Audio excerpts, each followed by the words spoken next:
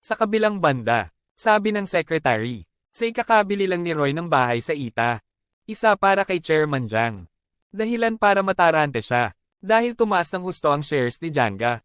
Sabi ni Roy, inutusan ng lahat ng mga bahaging ito na ibenta, para sa malaking tubo. So hindi dapat magpaloko kay Chairman Jiang. Si Roy bumili ng medyo malaking bahay sa isang Taiwan. Habang magkasama ang grupo, near-renovate ang bagong restaurant. Bigla, sabi ng isang matandang babae kay Roy, na napakamalas ng bahay na ito. Walang boss sa antas ng trabaho. Nang hindi nawawala ng pera at nalugi. After hearing this medyo nataranta ang lahat. Upang matulungan ng bagong restaurant na umunlad. Easily live stream sa mga social platform. Kaya tinutulungan ng restaurant na maging mas sikat. The President used the key point para matulungan si Roy na magtagumpay. Iyon ay salamat sa East Cell. Sinister niyang inimbitahan si YSL sa bahay niya para magkita. Hinayaan niya. Dumalo si YSL sa press conference ng Janga Group. Nang magbigay ng talumpati ang chairman. Tungkol sa oryentasyon ng mga kumpanya. Nagtaas ng kamay si YSL para magsalita. Sinadya niyang tanong sa chairman. Kung may pagkakataon na malampasan ng ibang brand. Si John. Galit na sinabi ng chairman na kung buhay pa siya. Walang paraan. Pero ang tapang ni ECL. Gumawa ng napakalakas na impresyon sa chairman. Pagkaalis na sana ni ECL. Mabilis siyang tinawag ng sekretarya sa isang pribadong silid. Magkita. Ang chairman. Personal siyang inimbitahan ni Mr. Jiang. Kumain sa isang 5-star restaurant. Alam iyon ng chairman. Ang isaw ay may IQ na 162. At napakahusay. Kaya gusto niyang imbitahan si Isaw na magtrabaho sa Janga Group. Na may sweldong 10 beses na mas mataas kaysa sa Cyroys. Pero tumanggi si Isaw. Sabi din niya. Maaari pa rin siyang magtrabaho para sa kanya sa hinaharap. Lamang kapag siya ay lumaki danbam upang maging malakas. Marinig ang pangungusap na ito. Labis na interesado ang chairman. Sa oras na ito, sabi ni Roy sa bahay ni Ho Jin. Dahil ang pagpapalawak ng kanyang negosyo ay nagdulot sa kanya ng pag-atake. Sakit ng ulo. Ho Jin nakaisip ng plano. Upang magtatag ng isang pinagsamang kumpanya ng stock. So say nakipagkita agad si Roy sa isang grupo. At sa wakas, pumayag ang grupo na pangalanan ng chain ng tindahan klase ng Taiwan. Ang pangalan ng kumpanya ay magiging IC Joints. Company. Sa oras na ito, ang dating pulis, and his daughter dumating din para sabihin Roy case. Sa nakaraan, pinaupo ng ama ang kanyang anak na mag-isa. At saka lumabas para kausapin si Roy. Nakita ng dalaga ang cute na pusa at agad na hinabol. Hindi sinasadyang naligaw siya at hinanap ng lahat. Ngunit hindi ko siya mahanap. Luckily fake ang tumulong sa kanya na makilala si Director Kang. Pinahiram niya sa kanya ang kanyang telepono para tawagan ang kanyang ama. Tapos yung pulis at sabihing Roy. Kay Roy para sunduin ang anak niya. Ngunit sa kanilang kakayahan sa pulis siya. Mabilis na natuklasan iyon ni ama. May sumusunod sa kanila. Bigla siyang tumalikod at napahawak sa gilid ng lalaking ito. At ninakaw ang kamera na ito. Ito pala. Palaging nakatago ang lalaking ito. Para kumuha ng litrato ng mga Director King. Nasaan? Hindi na kailangang sabihin. Alam nilang pandaraya ito ng chairman. Ibig sabihin ay napakaingat ng chairman. Nang makita ni Chairman John na nagbebenta siya ng mga tindahan. Advertisement para sa Ita sa klase. Nakita niyang talented talaga si Isaiah. Ngayon siya ay nag-aalala hindi lamang dahil sabihin Roy. Pati si Isaiah. Inihayag din iyon ng kalihim. Nalantad ang kanyang pagbabantay kay Director Kai. Ngunit hindi nagpanik ang chairman at sinabing huwag na lang siyang pansinin. Ngayon ang pinakamahalagang bagay ay ang kaladkarin si Isaiah. Bumalik sa trabaho. Para sa kanila. Narinig ito ginawa suwa lubhang shot. Sabay-sabay. Sabi ng secretary. Ang pulis ang nagbigay ng pagkain para kay Roy. Utos agad iyon ng Pangulo. Ang pulis ay suhol. Nang gabing iyon. Pumunta si Roy para makipagkita. Si Suwa ay umiinom sa isang romantikong kapaligiran. Gusto daw niya si Suwa. Hindi inaasahan. Kinaumagahan nang dumating siya sa restaurant.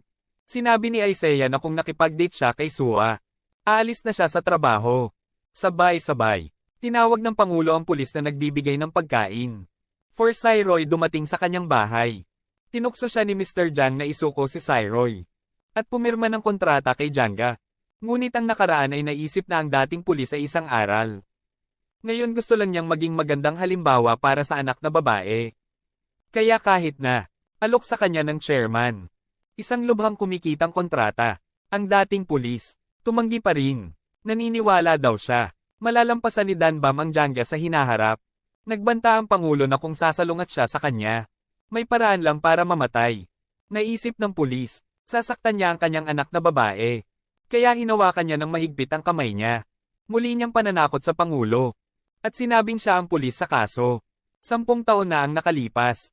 Nagkaroon ng anumang problema sa kanyang pamilya.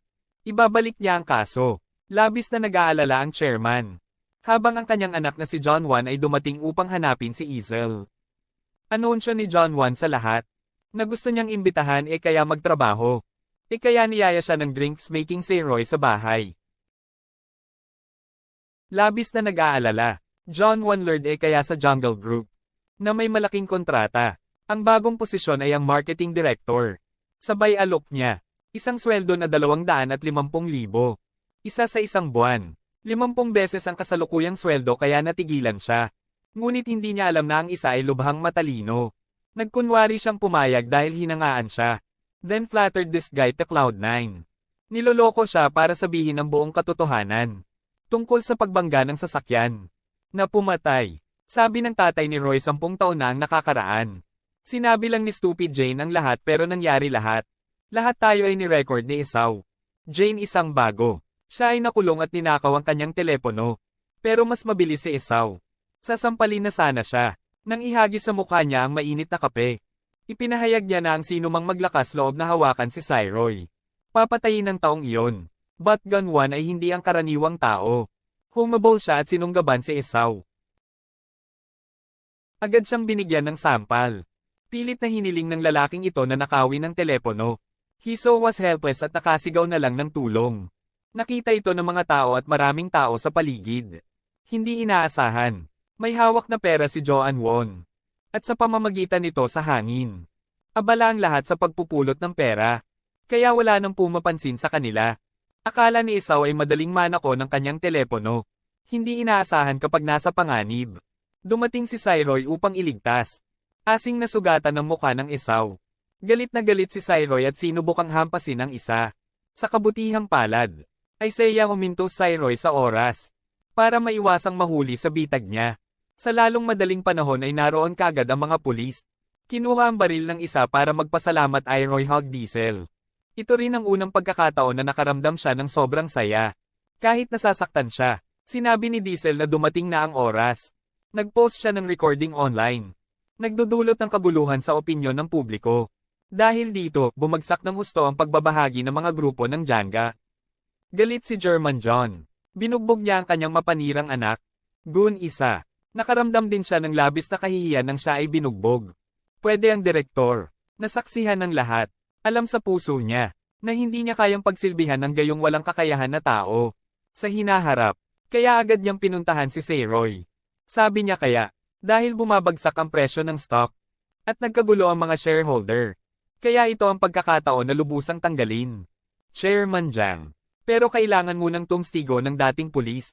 Goen Won pinatay sabi ng ama ni Roy. Kinaumagahan ay pumunta sila sa dating pulis. Bahay ng opisyal na ito ngunit hindi siya natagpuan. Galit na galit niyang hinahanap ang kanyang anak.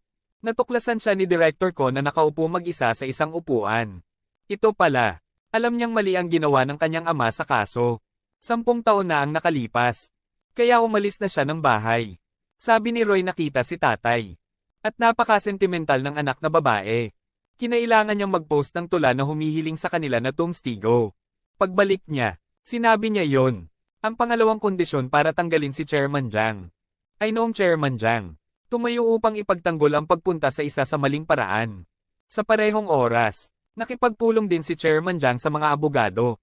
Para makahanap ng paraan para harapin ito. So iminungkahi ko si John. Ang isa ay dapat ipadala sa bilangguan upang iligtas ang kumpanya. If director kang nagtaksil sa kanya, tatanggalin ng chairman. Bagaman ang payo ay napakatalino. Hindi niya inaasahan na tatanggihan ni Chairman Jang. Mariin niyang pinagtibay yon. Mas gugustuhin niyang umalis sa kumpanya. Pagkatapos ay iwanan ng kanyang anak. Suwa. Mabilis na iniulat ang balitang ito kay Director Kang at Cyroy. Iniisip na naging maayos ang lahat. So nag-internal meeting agad si Director Kang. para imungkahi ang pagpapaalis kay Chairman Jiang. Kasi, hinayaan niya ang damdamin ng kanyang pamilya. Seryosong nakakaapekto sa kumpanya. Walang kamalay-malay na nahulog siya sa kanyang bitag. Susunod na umaga, ang pagpupulong ng mga shareholder upang alisin ang chairman. Naganap. Sa katunayan sa panahon ng pagpupulong ay nagkaroon ng rebelyon. Mr. John, biglang sinabi ang buong katotohanan tungkol sa kaso. Sa taong iyon, pumayag na ipadala ang kanyang anak sa bilangguan. Para iligtas ang kumpanya, sanhi ng mga grupo. Plano ng dismissal na ganap na bumagsak. Director Kang said realized na niloko siya. Sabay-sabay, kinuha ng driver ng chairman ang baril para sumuko. Nang makitang mabilis siyang bumaba ng sasakyan at tumakbo palayo. Nagmamadali hanggang sa kinaroroonan ng kanyang ama. Isang press conference. Gun 1 na kilala. Kanyang ama, ibinenta ang sarili. Para sa posisyon ng presidente ng kumpanya. 2 luha ang ibinuhos ng mapait na anak. At umalis si Mr. Jiang na walang ekspresyon ang mukha. Napagtanto na ang plano ay nabigo. Sabihin mong desperado na si Roy. Tinawag ng chairman si Director Kang. Sarkastikong sabihin ng ilang mga pangungusap. Gustong ibaba ako ay tila napakabata at berde. Minamaliit ko ang isang masasamang matandang tulad niyan. Sobra. Pinababa ng presidente si Mrs. Dapat kang maging empleyado ng isang maliit na sangay. Dahil sa kabiguan na ito, bumaba ang kanyang espiritu. Ngayon ay may pag-asa na lamang sa kanyang fighting effort si Roy. Kinabukasan naganap ang paglilitis. John 1 pinatay sabi ng ama ni Roy. Kaya siya ay sinintensyahan ng 7 taon sa bilangguan. Kahit na, comfortable pa rin si Chairman Jiang.